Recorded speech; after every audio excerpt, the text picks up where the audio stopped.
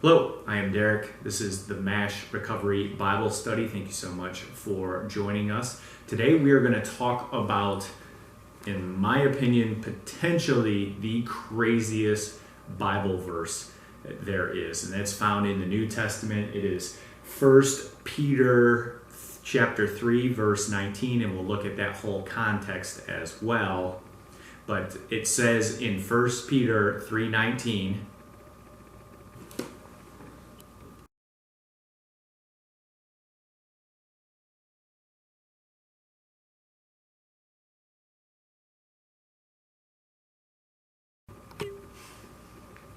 so it talks about in that verse that Jesus went and preached to the spirits that were imprisoned. Another version is he made proclamation to the imprisoned spirits. And the context of this Bible verse, and why to me it's just supernatural if you think about the TV show, but this is after Jesus' death on the cross. And the idea is that he, during that 3 days that he lied in the tomb before he was resurrected, he went to hell and preached to the spirits that were in pain and misery. And I think about this verse because when we are struggling with our addictions and we're struggling with just the difficulties of life, sometimes it can feel like we are imprisoned, and sometimes it can feel like we are so deep locked up and that we've been fighting this battle for so long that nobody cares, and definitely God does not care about us, and we can feel that way. And you think about this idea of imprisonment, and we're imprisoned by the decisions we make. Sometimes we are trapped with our own guilty conscience. We have this sense of guilt, and we have this sense of shame because we can't beat this addiction, or this addiction drove us to do horrible things in our life. We can sometimes it isn't even being caught. It's as much as having to tell loved ones, a wife, a mom, a brother, a sister, your children, that hey, I am having these addiction problems. Some of us have, because of addiction, ended up in jail. We've ended up in front of the courts with judges and lawyers and everything else. And what I like about this verse so much, and why I bring it up in our MASH Bible study here, is Jesus still wants to reach out to us.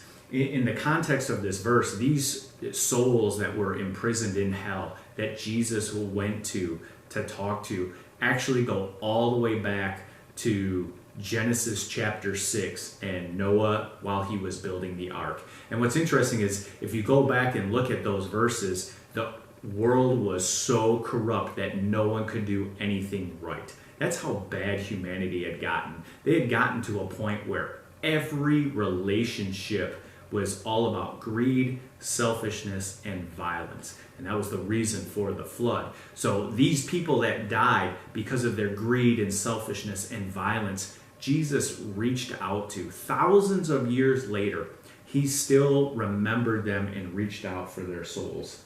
And to me, it's just important that no matter where we are on our step to recovery, some of us are just starting.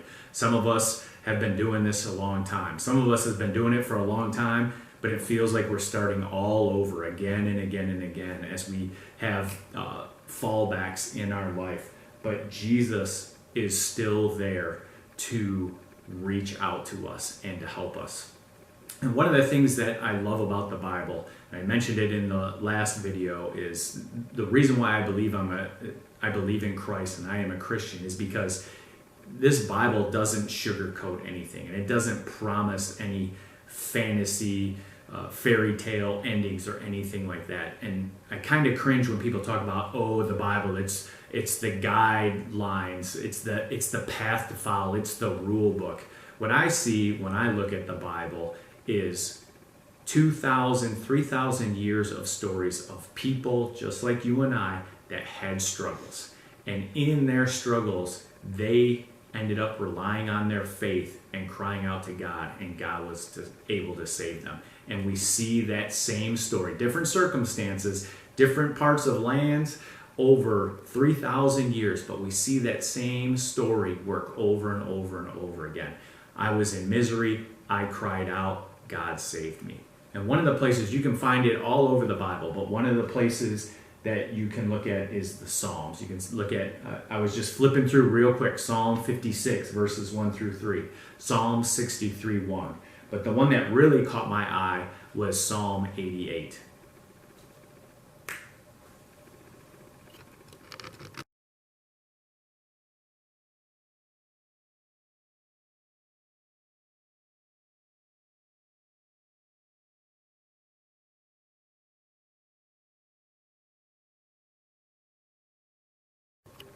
So Psalm 88, I think we can all relate to that as we struggle on our journey to recovery. Just a couple of the verses. For my life is full of trouble. Death draws near. I am forgotten, cut off from your care. So this goes back to King David and thousands of years ago, and he felt like his life was so bad and he felt like God had forgotten him. But then he ends up becoming known later as a man after God's own heart.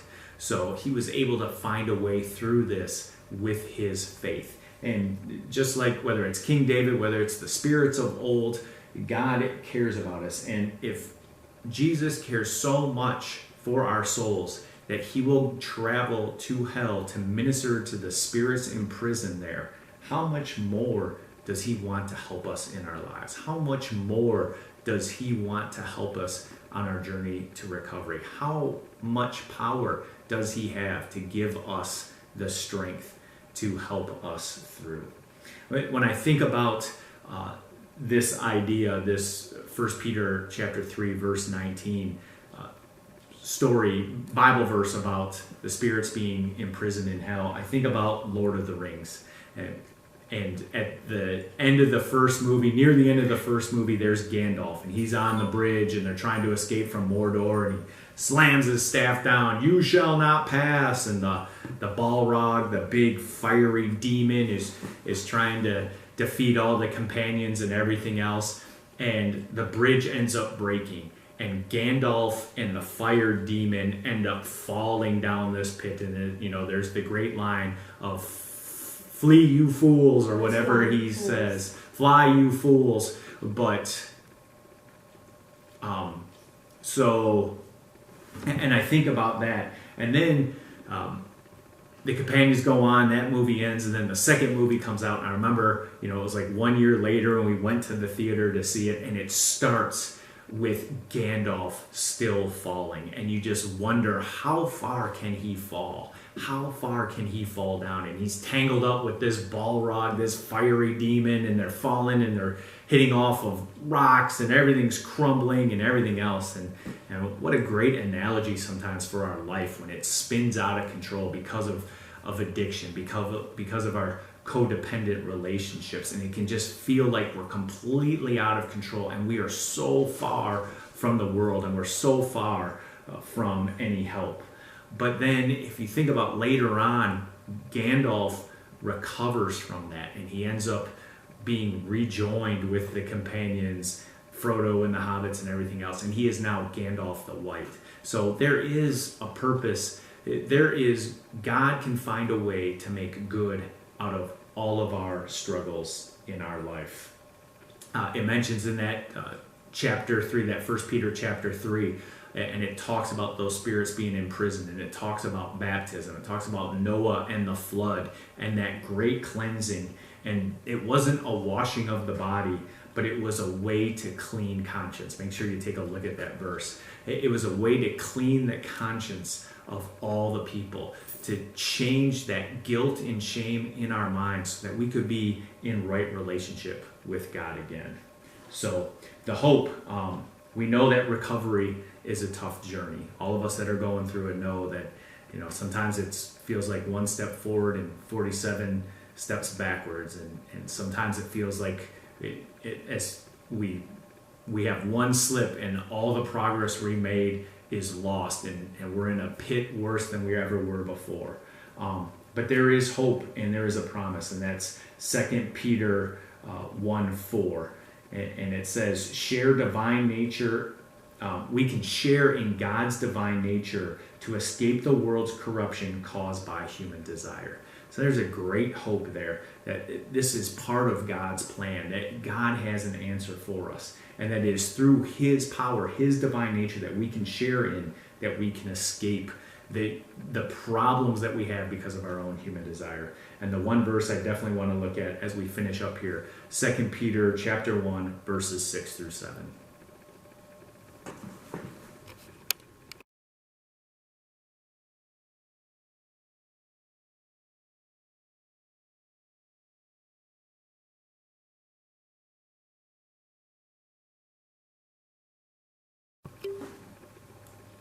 So within that hope that we have and the truth that Jesus is reaching out to us and God wants to share His divine nature with us, it's not really a step-by-step process, but it's a way to look at how do we pull ourselves, with God's help, with God's power, out of these horrible imprisoned pits that we are in.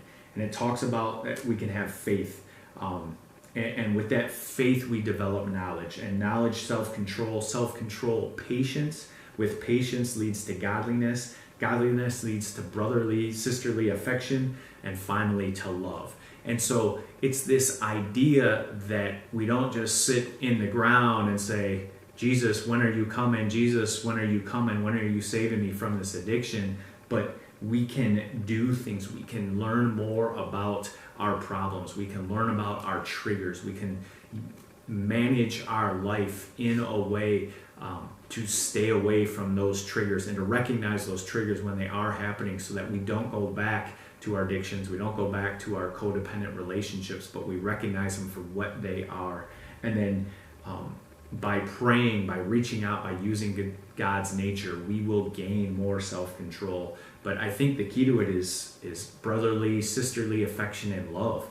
If we can stop thinking about our own problems and our own needs and the corruption of our human desires, those bad human desires, and the more and more we can replace that with helping others, serving others, reaching out to the community, loving people that are hurting, loving people that are struggling, just like we are struggling, that we have a much better chance. And that's just part of God's plan and His way of turning something bad into something good.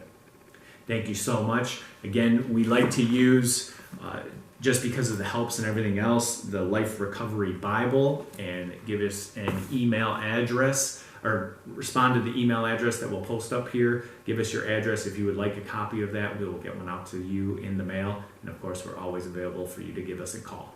Thank you very much.